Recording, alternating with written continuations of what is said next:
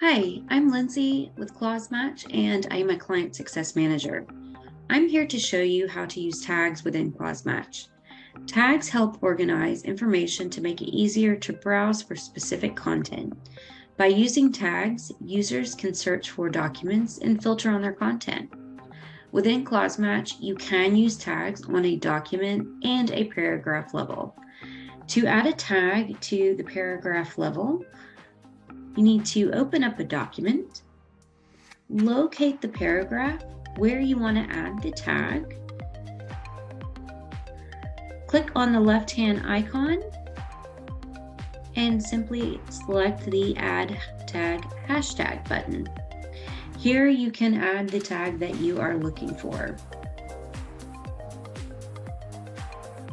Once you find the correct tag, you can select that tag and select Save.